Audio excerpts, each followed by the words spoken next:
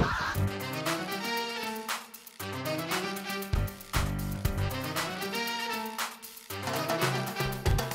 this day in gaming,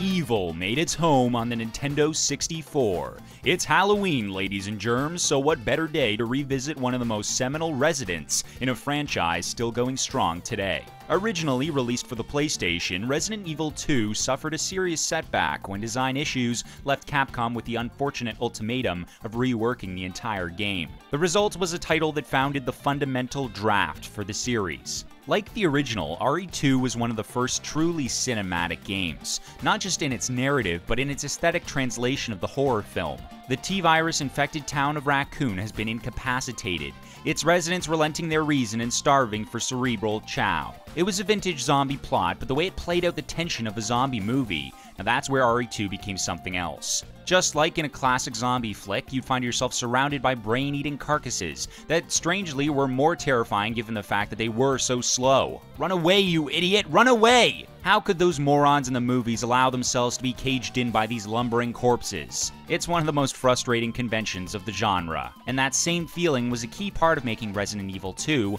like its predecessor, one hell of a Halloween haunt. The main reason why it managed to convert that passive fear of the film into an interactive one in the game is that it inconvenienced the player with its awkward camera angles, shooting mechanics, and clumsy inventory system. Repeatedly harassed, these elements would define the series until Capcom revamped the core of Resident Evil in its fourth rendition, arguably its most critically acclaimed, before ultimately steering the franchise into a more action-driven plot, with each haunted house escalating into city, region, country, and the world. The N64 port of RE2 is generally considered the most superior of its ports, with audio that one-upped that on the PlayStation, and minor additional features like being able to change the color of blood and violence. This was Nintendo after all, but hey, at least they didn't remove the blood entirely. Whether or not you're a fan of where Capcom has taken the series, that's not the point here. The point is that RE2 set the benchmark for the horror game, and in many ways, foreshadowed the cinematic storytelling that was emerging. Before Resident Evil, there had always been those games that had tried to scare, but those scares were infrequent, crude graphics failing to send a chill down our spines. Alone in the Dark would mark the first real step towards haunting our homes, and today, the horror game is more horrifying than ever.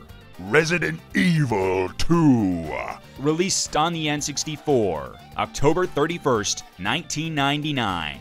Trick or treat, classic gamers, and have a happy Halloween on this day in gaming.